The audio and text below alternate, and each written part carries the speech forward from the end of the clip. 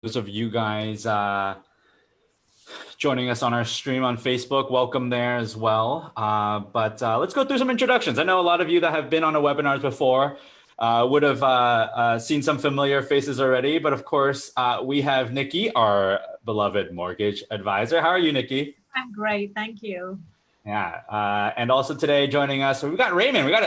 If you're familiar, Nathan's usually on this. I kicked him off today. I said, I'm going to bring Raymond in for a little different voice. So we got Raymond joining us. He's How are in the you? same spot though. He's on the Golden Gate Bridge, but just like Nathan. I know, right? They've got that same background going on. Yeah, and so Raymond's also actually one of our other co-founders. So he's got a ton of experience, and it's always nice to bring on a different voice. So what do we got going on today? I know we've been talking a lot about house purchase lately, and this dives into a little bit of a different aspect of it, which ties into your personal feelings. I think it's a personal confidence and feelings about when you are buying, and so it's the idea behind affordability of buying versus, as Nikki's going through and helping you get ready for the loan, the qualifications of a mortgage or qualifications of getting that pre-approval. And what are the differences? And what's the actual point that we're trying to find as we talk to clients, that ends up being their primary home purchase price? Like, where do we see that number end up falling between affordability and qualification, right? And so, the way that I think Nikki and I had a conversation about this yesterday was like, it's finding that balance point between the two, right? Of course, it's starting, right, Nikki, with like understanding the qualification itself and seeing, right, what is it that we can actually afford? And so we'll talk about that in 1 second. And in fact, Nikki will actually have some slides to share with us to start off the conversation and talking about what are the questions and concerns that revolves around these two kind of sticking points. So Nikki, do you want to share your slides and screen and kind of kick off? Certainly will. So give me a second. That's probably And as she's doing that, it's always a reminder. I'm going to go through some things, which is what we talk about here, right? Is for our clients, right? This is a little different, right? But in our individual conversations, we are definitely providing financial advice for you guys. But those that are streaming live or watching this afterwards and who are not our clients, what we're talking about here is purely from an education purpose only, right? And we really aren't providing that personal guidance to you over these webinars. If it's something that you guys are interested in, feel free to reach out to us, visit our website at compasscmg.com. But we just want to let you know this is for general education only. Nikki, what's your MLS number? We know that we might be quoting some. I forget. It's 293138. Thank you for asking. I didn't want to leave you till the end to have to do that, right? So Nikki, if she quotes interest rates, has to provide her MLS number to you guys. In addition, we're not going to be talking a whole lot about taxes today, but anytime that we do, right, it is, again, from an education purpose only. We have a ton of CPA contacts and EA contacts. If tax preparation is something that you guys are looking for, right, let us know. But also, right, those there are sometimes particular questions that should be going to them. Rather, for us, it's more about just the education and some strategy side that we can be talking about. Okay, and then finally, again, not an investment webinar, but anything that from an investment related perspective isn't something for you guys to be solicited to buy, right? It's just, again, for a teaching purpose, an example purpose, all right? All right, so let's start out. Nikki, I see the qualification versus affordability side. Do you want to start with the one about the concerns in the beginning?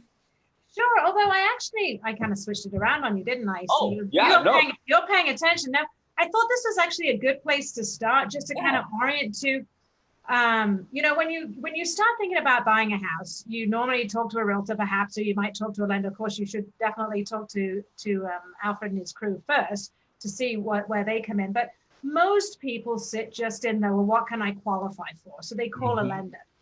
And so I thought this slide was more relevant to start with, because these are the 4 things that you normally just kind of think about. What's my credit score? What's my income? What do I owe? And how much money do I have left over afterwards? And that's a sort of a typical starting point. And what Alfred was talking about here is that's only a piece of the puzzle. But what you really want to be thinking about, and what you are worrying about, even if your lender is not asking you, obviously your realtor isn't asking you, what you're really thinking about is, what's my future income going to be? Where are my lifestyle expenses sitting? Do I have kids? Do I actually want private schools or public schools? Do I want to be able to afford to put them through college in the future? Would I actually like to retire maybe someday? So these are all the things, and I'd quite like to go on vacation and not eat, top ramen every day and be house poor. So these are the worries that you sit with when you're going out to look at a loan. So you'll meet with a lender and they'll say, yeah, great, you can qualify for 2 million. And then you go, yeah, but hang on a second. That only takes into account a certain percentage of my income, which is going towards the house payment. But I got all of these other worries, all of these other concerns. And so this is basically, what we look at is the things that people worry about. We don't want to be house poor. We would like to be able to move in a few years. Is this, crazy? What if my expenses change in the future? What will life look about? Can we hold the house as a rental in the future and maybe move on to another one? Or, again, will we still have the money for retirement? So this is sort of the real concerns, as it says at the top of the slide. That is really what we, as humans, they are fundamental concerns that we can't avoid. And that's what kind of will orient you when you're looking to buy a house. But the help that you get traditionally is just, what do we qualify for? And so This is where, as you were saying, this is how, you work with people separately to say, well, let's look at the big picture rather than just. Yeah. And why is that, right? Like, and you could probably even now, right, add in one more concern, right, which I'm sure a lot of you are thinking out there, which is this the right time to buy? If I buy now, am I going to go through a housing crisis and then I'm stuck, right? Like, that is another concern to add in there. But I think what Raymond and I find is that, like, as a client comes to us, you're going to be in one of two categories potentially, right? So like step one, going to get a qualification with Nikki, what does it tell us? Like, that's the number that tells us, like, at maximum, right? If all your other expenses fell in line, like, this is what the bank is willing to give you as a loan.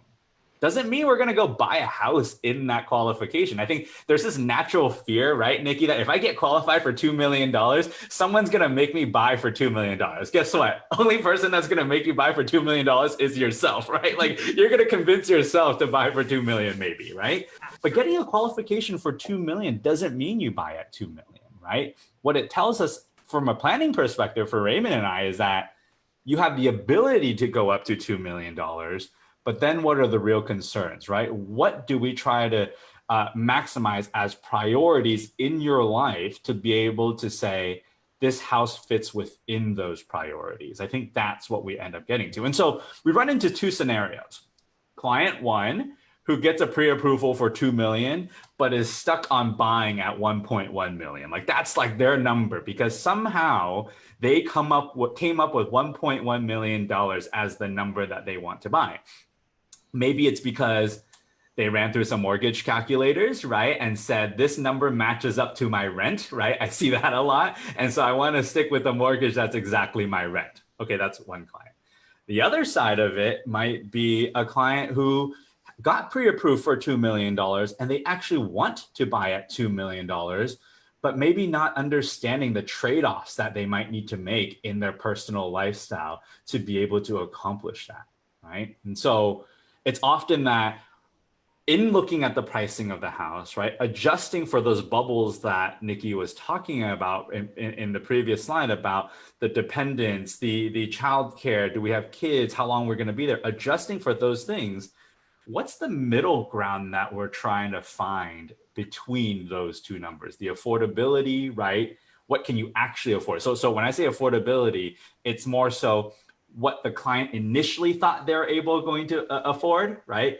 Because of course the actual affordability is what's in the middle, right? But it's the affordability of what the client initially thought, right? Versus what was being qualified for. That often is the disconnect, right? Between getting ready to buy a home. Now, this doesn't have to be a first-time home buyer type situation. I think this could be any home buyer type situation where when you're going into a more expensive house, it's quite possible that you have these same concerns, right? Can I upgrade? If I'm at a $1 million house and I'm buying 2.5, right? What is my true affordability? So these questions I think applies to everybody, right? And so, yeah, absolutely. There's a couple things that you said here that kind of jump in for me. The questions that I get so many times, people have these ungrounded assessments. It's just a feeling. My top is 1.5 million.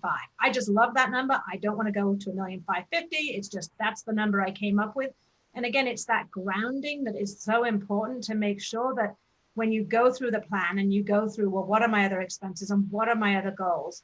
Then you can really be grounded in, okay, well, maybe I only want to spend 1.5 million, because guess what? That should buy me a really nice house in a normal world. In the peninsula, it doesn't, but let's, in a normal world. And so, but what are the trade-offs? So the trade-offs in what am I going to have to cut back, perhaps, as you said, in the budget, but then also if you are truly qualified for 2 million, and in a plan, it actually is fine. You're not going to run out of money. You're not going to have a cash flow issue. You can still save for retirement. You still put the kids in college, still go on vacation, still do all the things. What does 1.5 million home get you versus a 2 million home? And you have to remember that buying a house is a financial, it's a financial tool. It's not just a place to live. It's on your balance sheet, is an asset. right. And so to really remember that maybe the 1.5 million gets you closer to the train tracks, or not as good school district, or a smaller garden, and maybe the 2 million gets you into that better school district, or better commute, or because it's an appreciating asset. So it's sort of a different thinking from when you buy anything. Okay, Alfred, I promised I wouldn't talk about cars. You gotta do it. You gotta do it. So this asset happens to appreciate, unlike cars.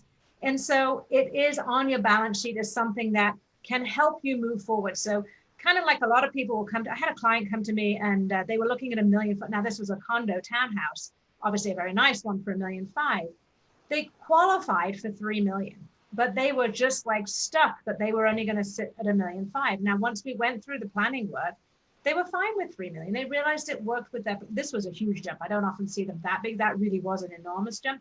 But my point is then they moved from a condo or a townhouse that does not appreciate it the same way, because you're owning it with other people. It's not as marketable as a single family home on a piece of land that appreciates. So that's something to really watch. Yeah. And you mentioned to me, right, I know I think in these webinars, we try to be as helpful as possible, of course, but also give some guidelines. And I think there was a number you're saying, like a percentage of gross income, that like, if you guys, people who are attending and watching right now, right, looked at their gross income and just wanted to do a quick math of like what they could put, like in the ballpark of what they could afford. What's that number, Nikki? Like, what should they be multiplying their gross income by? So that's the qualification number. My lending hat, that's the qualification number. The qualification number is 43%, and I'll flick to that slide in a second here. 43% of your gross monthly income going towards the housing and your current debt. And that's important. I know, have your more of your affordability numbers in there. So from a lending standpoint, though, 43% gross monthly income towards. Do you want me to flick to that one now? Yeah. Sure. We're actually gonna, because of course we're gonna go by. We're gonna go back to this for sure. We're gonna go to this first. So I mean, this is what we just talked about. Do you want to come back to this in a second and flick to the? Yeah, let's come back to this one, because I think it's good for clients to see, right, that ratio, right? If they're thinking, all right, like we're talking qualification, right? What's that percentage of qualification that we're talking about, just to get the ceiling number? To get there. So what you do is you take your mortgage payment. You can go online and get any, amortization schedule. Principal and interest, that's your mortgage payment. Compared to rent, that's what you pay for the bank to borrow the money. Taxes you pay to the county. So most counties, we calculate 1.25% of your purchase price towards property taxes. It's normally a little lower, but that's what we use in a qualifying. And then insurance is the homeowner's insurance. If it is a condo, you would also add homeowner's dues to that. Those are we call it PITI, you'll hear that term. That's the housing payment. We have to have insurance, we have to have taxes. So we as a lender say, you've got to be able to pay that every month. And we want to make sure that plus any other debt, so credit card, minimum payment, student loan, car loan, that PITI plus those other debts divided by your income, we call it DTI, debt to income ratio, can go up to 43% of your gross. A lot of people get mixed up with that gross monthly income. Yeah, and that's and look at that number, right? So not only did I want to bring up that 43% so you guys can do some mental math about what you guys can afford, what's not included in there? It's my dining out, right? It's my right, my fun things in my life, my travel, my kids' costs. None of that is included in that. So the question then becomes, right? In reality, do I have 43% of my gross monthly income available, right? To be a, and this is in the situation where the client qualifies for 2 million and wants to buy at 2 million, right? Do they actually have 43% of room, right, to be able to fit all of that in the remaining 57% of their gross monthly income, right? That's a consideration. Like we have to look at that, right, to say, at least quell the feelings about being house poor, right? Because that's what this is all about, right? It's Yeah. right. It's about when you're going into a housing situation where you're bidding. I mean, we're talking about the largest asset, likely largest purchase in general that we're going to be making until the next house. Until the next house, right? The more expensive house, but such an expensive asset, yet most people go into it without really having done the math of seeing how it actually plays out. They're just hoping that on the other side of it, that they're not feeling these fears that they have, which is, I don't want to be eating ramen noodles every night, right? Like being house poor. So I'm just stressing the importance that, right? If you're talking to us already, you're likely gone through this. But if you're watching this on the side and you're saying, oh, I can just go to a mortgage lender and ask for what my qualification is and use that as a number to go buy, I think that may run into some issues there.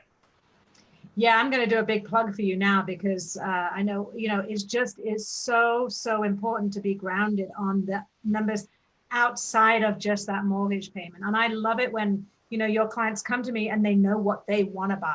My job is to then say, well, what can you buy? And that, of course, always, caps you wherever we say you can qualify. Even if you guys say they can afford this and they can only qualify here, then guess what? That's all they can do.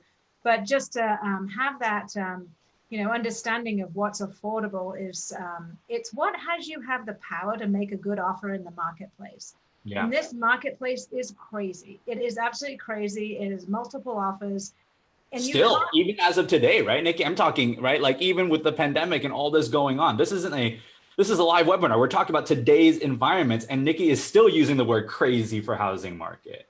It's almost worse because we're all stuck at home, lovely, but we're all in our houses going, this isn't working for me. I don't have a separate, room. I have the kids, whatever. Everybody has things going on. In fact, I just had a Zoom with a guy who was in his car because he didn't have anywhere else to have a quiet conversation. So it was the car. It was a nice car, but anyway. So yeah, no more buying cars. So it just is having that grounding. It gives you the power to act confidently so that when you're putting in an offer, not only what are my payments going to be if I offer $1.5 million or $1.550 or $1.575, but you also know that you're not going to be on the streets or pushing the shopping cart down the road here soon, that you're actually going to be able to, make your payments and do all the other things that you care about. And so it's, your realtors will love that you're more grounded because you will just be able to say, and then of course, the thing that is super important is, well, what is this house worth? So you can focus on, if some of the crazy person is going to pay $1.650 for this house, have at it, because this house is not worth it to me. Great reason not to get the house. But to not get the house because you weren't willing to step to the plate for where you really could get to, and then regret. I've seen so many people turn around and go, oh, if I just paid $50K more. Sounds like a lot of money, but over time, $50,000, kind of, you'll look back in 5 years' time, and you'll laugh at the fact that you let go of a house for that. So. And I think that speaks to the comfort level when making the offer, right? Many clients have said, housing purchase has been difficult, the house search has been difficult, right? And so for those of you watching and streaming this, like the whole idea is to make this less difficult, right? Mm-hmm. It's to understand what house can you be buying so you can actually come up with the right dollars to go for that offer. Yep. It's also eliminating houses that you can't buy. It's not worth looking, right, at something that unfortunately is not going to fit into your lifestyle, right? Or are not prepared to make the changes in your lifestyle to make that work, right? And I think that external noise as you go into buying a house makes it that much more difficult. And understanding this difference between qualification and affordability helps you get ready to buy. And I think that's what we're talking about, is like getting ready to buy, having the confidence in the numbers to buy, right? Yeah. That's really what's important. So I'm going to switch gears a little bit and say, well, on the affordability side, like what are we kind of focusing on and what are we looking at it? So I think you had another slide there, right?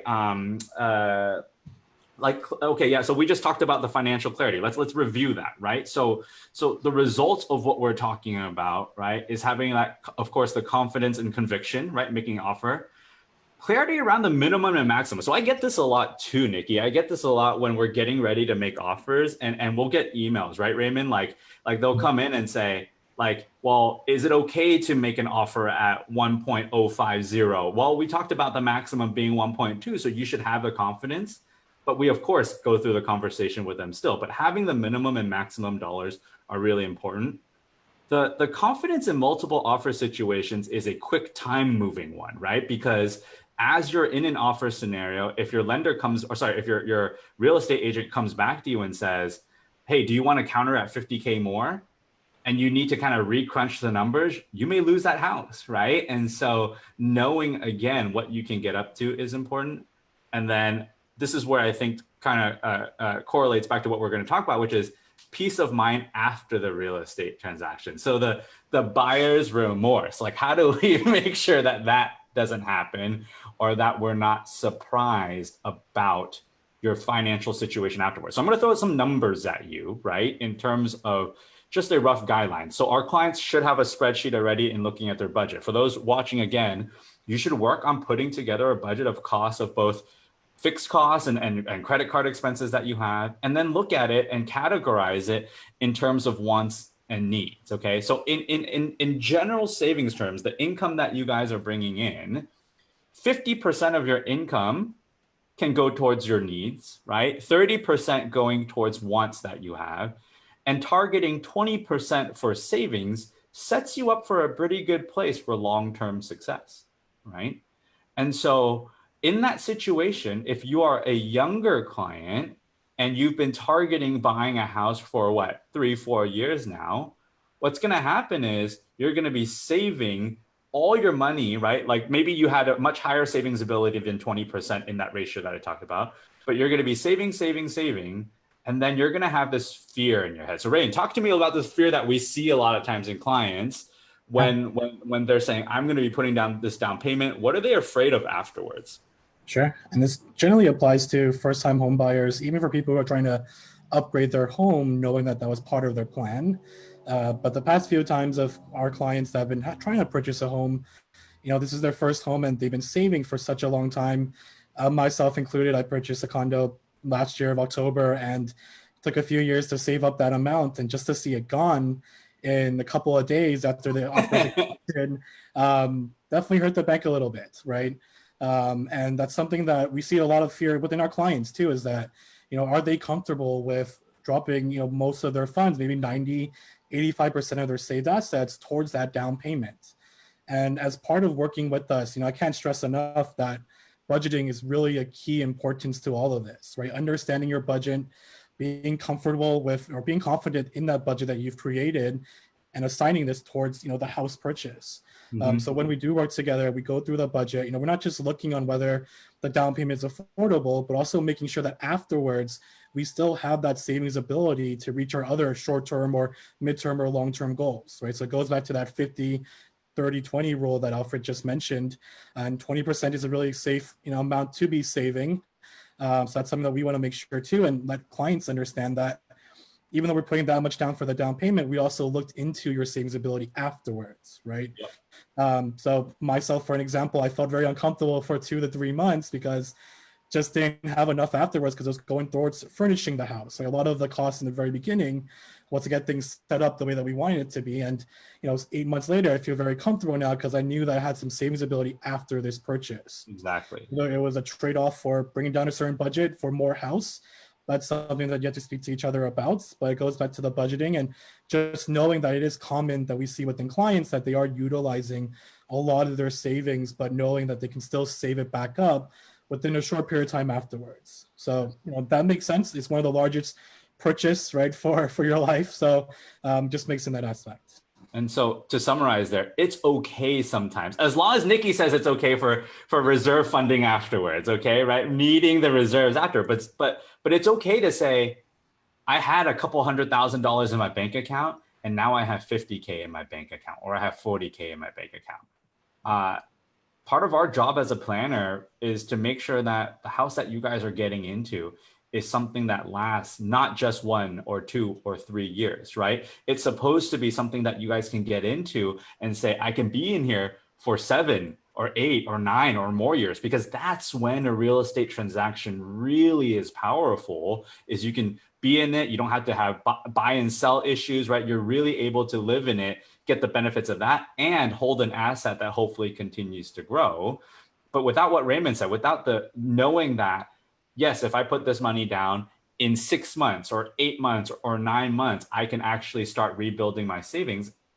That'd be a really difficult transaction to go into, right? Knowing that, ooh, I'm going to be a little short on cash. When am I going to make that up? Let's actually put a number to when you're going to make that up, right? Let's say, hey, you know what? After 12 months, I think you're going to get back to this savings ability. So that's that financial clarity, right? Like that's the understanding of your finances after the transaction, right? It's going into it with an unknown of what it would look like afterwards is going to hurt actually your chances of putting out a good offer, and ultimately make the housing purchase process pretty frustrating. And that's not a fun thing to go through, right? We want this to be an enjoyable process. It's always going to be a little nerve-wracking, not going to lie, but It's going to be stressful. it's going to be stressful. But as as much as we can minimize that stress as possible by relying on data, right, that we've gone through. Alfred, I'd like to add just a couple things in there, which I know we spoke about yesterday. But when I get people who sit with me and they get so scared about seeing those savings going away, like it's gone away, it is still on your balance sheet. It still is an asset versus when you buy, you go on vacation or you blow money on, I don't know, whatever it is that you love to do. You have great memories, but you don't have an asset. With a house, you've moved it along your balance sheet from an asset called your liquid savings into another asset called illiquid home equity, but it's still on your balance sheet as an asset. Your net worth remains the same. So I think orienting it to that way of just saying, I've just made some of my assets illiquid kind of helps with that uncertainty feeling. The other thing to remind people is that when you're making that mortgage payment, the P&I payment, you're paying people. So many people come to me and they compare the mortgage payment to their rent payment. And you have to remember that a portion of that mortgage payment is going also into that account called home equity, that savings account, because each month you're paying down your mortgage by a small amount in the beginning, but it gets bigger. In addition to that, home's appreciating. Now, it's not always going to appreciate every year at every same amount, but in the Bay Area, it's going to appreciate over time.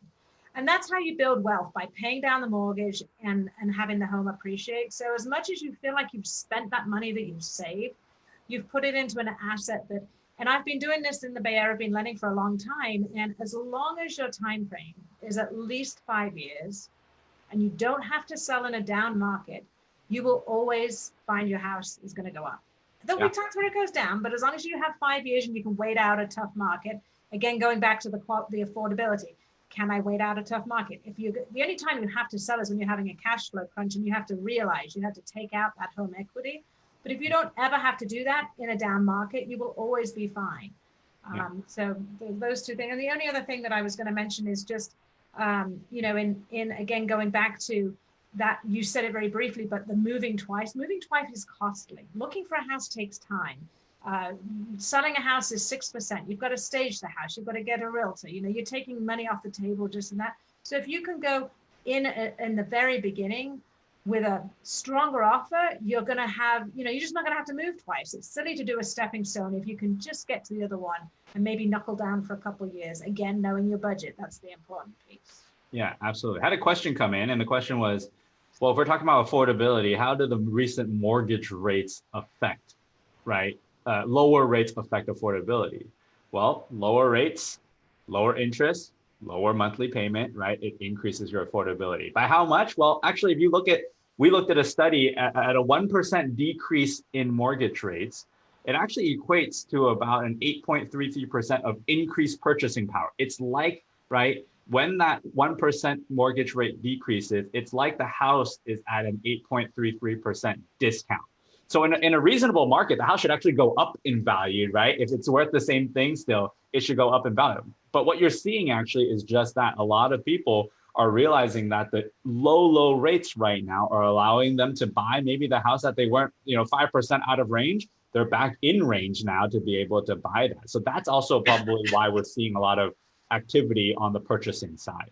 Absolutely. It's the most affordable time in history. Now, house prices are high in the Bay Area, so it's hard to say affordable because it's crazy. It's all relative though, right? All relative. Yes, you get to live in the beautiful sunshine with the golden behind you. I had a client email me today about being in Los Gatos, and they said $2.5 million, which is on the affordable side. And then he caught himself, wow, I can't believe I just said more affordable at $2.5 million, right? So it's the same relative point. It is. Look, we're going to close out this webinar, and I wanted to summarize a couple of things, right? Like, what should you be focusing on right now? Okay, which is one, I highly recommend, whether it's with Nikki. Nikki's great, by the way, in being able to show you the scenarios, but going through and saying, find out what that top end is, right? Find out what that qualification looks like. That way you've grounded yourself in saying, I definitely can't go above that number, right? And then start working, right, towards understanding your budget and saying, what are things in my budget? Am I within my 50, 30, 20? And if I'm not, as I buy these types of homes, are there things I'm willing to give up in the needs and the wants bucket to be able to maintain my 20% savings, right? That's the process that someone would need to go through.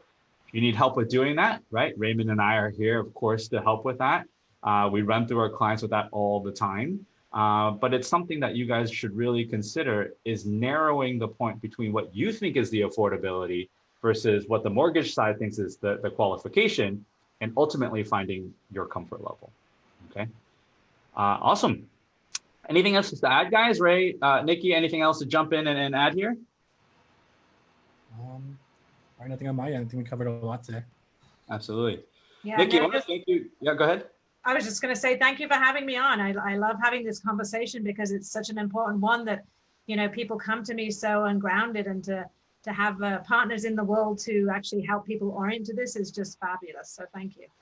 Yeah, again, thank you so much always for providing the slides, Nikki, providing the different kind of mindset against, what you guys are looking at. And it's always really helpful. Again, I want to thank our audience and clients that were joining us today. It's always fun to have you guys to talk about this. And we look forward to see you guys at our next webinar. If you want to check out a series that we've been running on Facebook lately called Money Mythbusters, that's coming up at 4 p.m.